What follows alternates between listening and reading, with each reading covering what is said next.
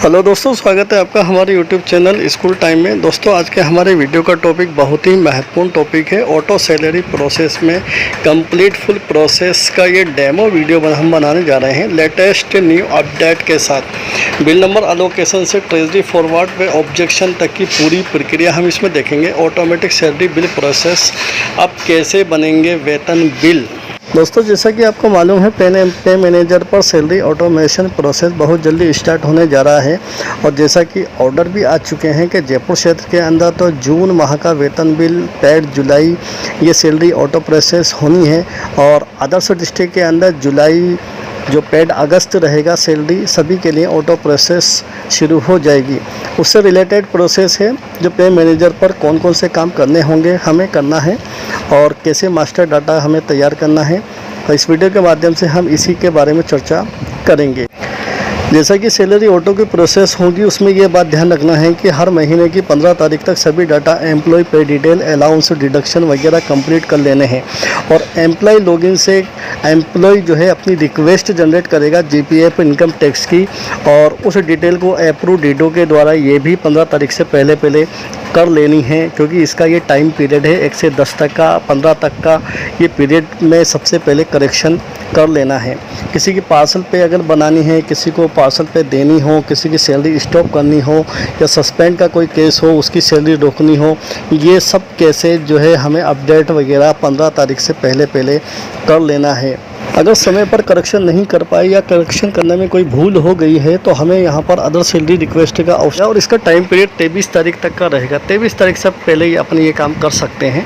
उसके बाद bill allocation automatic हो जाएगा, बिल प्रोसेस ऑटोमेटिक हो जाएगा। जब सैलरी प्रोसेस सिस्टम कर देगा तो फिर उसके बाद टाइम पीरियड रहेगा 23 तारीख का, और 23 तारीख तक ये हमारे पास एक ऑप्शन होगा सैलरी कन्फर्मेशन और ऑब्जेक्शन का।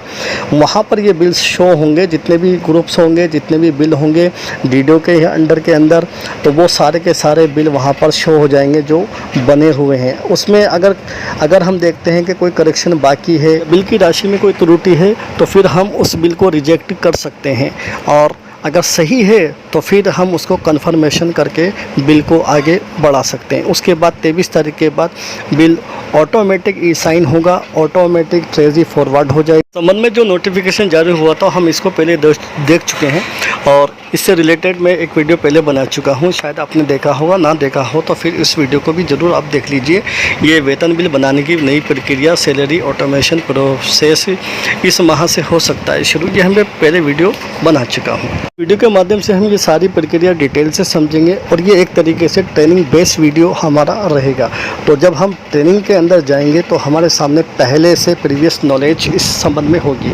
तो हमें सबसे पहला काम इसमें जो करना होगा वो होगा डीडीओ इन्फॉर्मेशन को करेक्शन करना।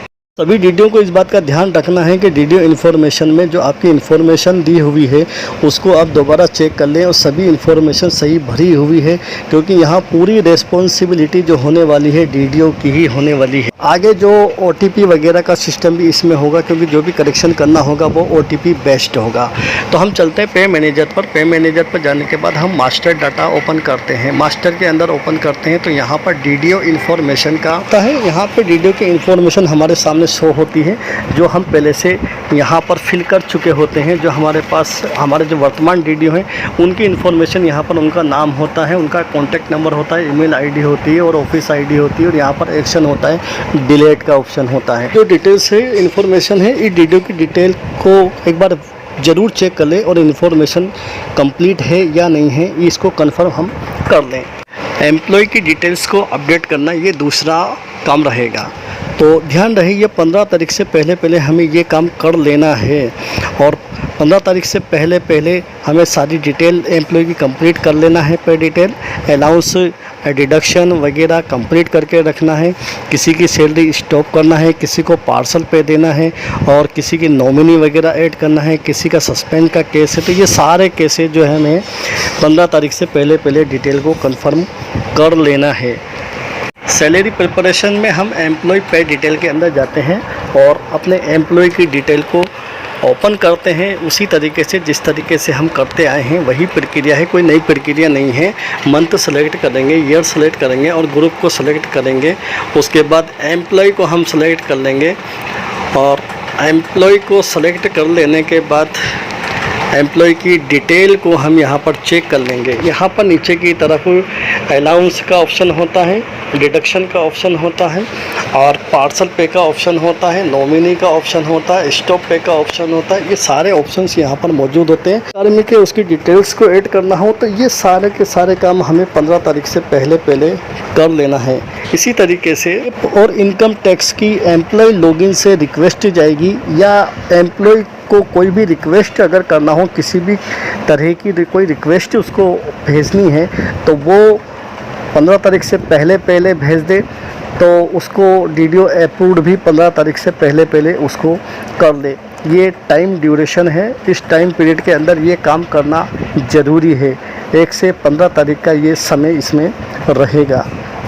लॉगिन पर ये ऑप्शन मौजूद रहेगा। पे मैनेजर के एम्प्लॉय के लॉगिन पर ये data request, master data request के अंदर ये ऑप्शन उसके पास मौजूद रहेगा जीपीएफ और इनकम टैक्स करेक्शन का। एम्प्लॉय की डिटेल को डीडीओ अप्रूव करेगा या रिजेक्ट कर सकता है ऑथोराइजेशन में जा कर के।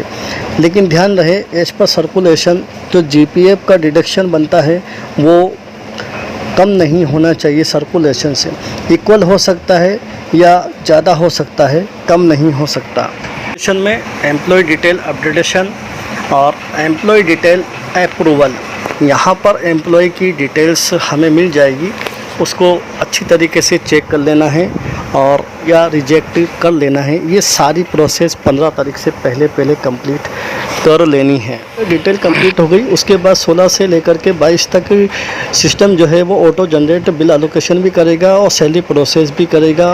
उसके बाद सैलरी प्रोसेस होने के बाद किसी भी तरीके के सिग्नेचर की आवश्यकता नहीं है, ई साइन की आवश्यकता नहीं है। सिस्टम में जो सिंगल सर्टिफिकेट होगा उसी के थ्रू ये जो सर्कुलर में दिया हुआ है वो बिल ऑटो फॉरवर्ड हो जाएगा और जो ऑटो बिल फॉरवर्ड होगा उसमें इंफॉर्मेशन डीडीओ की होगी। डीडीओ के इंफॉर्मेशन में डीडीओ का नाम, मोबाइल नंबर जो अकॉर्डिंग बिल पर प्रिंट होकर के ट्रेजरी तक पहुँचे। प्रोसेस हो जाने के बाद बिल प्रोसेसिंग के अंदर सैलरी प्रिपरेशन में हमें एक नया ऑप्शन यहाँ पर मिलेगा, सैलरी प्रोसेस कन्फर्मेशन और ऑब्जेक्शन। यहाँ पर क्लिक करके जो भी बिल आपके पास उस महीने के हैं, वो जो भी ग्रुप आपके हैं उस ग्रुप में जितने भी बिल हैं वो सिस्टम ने प्रोसेस किए हैं वो यहाँ पर शो होंगे और आपके डॉक्यूमेंट भी आपको दिखाई देगा।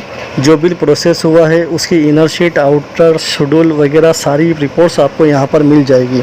डाउनलोड करके आप एक बार इसको चेक कर लेंगे और अगर आपको लगे कि करेक्शन रह गया है, कोई भूल रह गई है तो आप रीज़न डाल करके रिजेक्ट कर देंगे तो ये बिल ट्रेजरी फॉरवर्ड नहीं होगा और आपका ये बिल रिजेक्ट हो जाएगा। लेकिन यहाँ ध्यान रहे कि इस महीने की 22 तारीख तक जो भी करेक्शन करना हो आप इस ऑप्शन में कर सकते हैं, वरना उसके बाद ये ट्रेजरी फॉरवर्ड बिल हो जाएगा। मान लीजिए जो भी करेक्शन आपने करना था वो आपने कर लिया। अगर आपको किसी की प्रीवियस मंथ की सैलरी बनानी है या मान लीजिए किसी की पार्सल पे या सस्पेंशन का बकाया पे आपको बनाना है तो इसके लिए ऑप्शन दिया हुआ है, अदर सैलरी रिक्वेस्ट का ऑप्शन है। ये प्रोसेसिंग में सैलरी प्रिपरेशन में अदर सैलरी रिक्वेस्ट का यहाँ पर ऑप्शन मिलेगा। जब आप इस पर जाएंगे तो आप उस मंथ को सेलेक्ट करेंगे जिस मंथ की सैलरी आपको बनानी है और इंडिविजुअल एम्प्लॉय को सेलेक्ट करेंगे, सैलरी को सेलेक्ट करेंगे, ग्रुप का नाम सेलेक्ट करेंगे, एम्प्लॉय का नाम सेलेक्ट करेंगे और उसके बाद रीज़न देंगे और नंबर ऑफ़ डेज के कितने दिन की सैलरी आपको बनानी है, डॉक्यूमेंट्स अपलोड करेंगे और उसके बाद उसको डिटेल को सबमिट आप कर देंगे। जब भी सिस्टम सैलरी प्रोसेस करेगा तो फिर इस बिल को भी सिस्टम प्रोसेस करा देगा। ये बिल आपको कंफर्मेशन रिजेक्शन के वाले जो ऑप्शन दिया हुआ है उसमें ये इंडिविजुअल सैलरी भी आपको मिल जाएगी और आप उसको दोबारा रिपोर्ट को डाउनलोड करके देख सकते हैं। प्रोसेस के थ्रू जुलाई की जो आपकी सैलरी बनेगी वो ऑटोमेशन प्रोसेस हो जाएगी। और मैं आपको बताने जा रहा हूँ, मान लीजिए सैलरी प्रोसेस हो गई, ट्रेजरी बिल चला गया और अगर वहाँ से कोई ऑब्जेक्शन लगता है तो जैसे ही आप पे मैनेजर लॉगिन करेंगे, जब कभी भी आप पे मैनेजर लॉगिन करेंगे तो आपको होम पेज पर पॉपअप आएगा, वो आपको बता देगा कि आपका कौन सा बिल, क्या रेफरेंस नंबर है, क्या टोकन नंबर है और क्या ऑब्जेक्शन उसमें लगा हुआ है। वो ऑब्जेक्शन बिल यहाँ पर दिखाई देगा। ऑटो सैलरी ऑब्जेक्शन स्टेटस के नाम से होगा।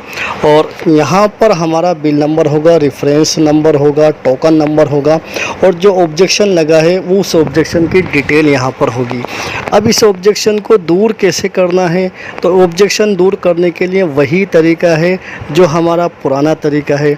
ऑब्जेक्शन स्टेटस में जाकर ऑब्जेक्शन की पूर्ति हम उसको कर देंगे। प्रोसेस में कोई चेंजिंग आता है तो वो भी हम आपको बताने की कोशिश करेंगे, लेकिन ये कन्फर्म है कि जैसे ही हम लॉगिन करेंगे, होम पेज पर जाएंगे, तो ऑब्जेक्शन अगर किसी बिल के अंदर होगा तो वो होम पेज पर लॉगिन करते ही वो ऑब्जेक्शन हमें ऑटो सैलरी ऑब्जेक्शन स्टेटस के नाम से शो होगा और उस ऑब्जेक्शन की पूर्ति हम ऑब्जेक्शन स्टेटस में जाकर हम करेंगे।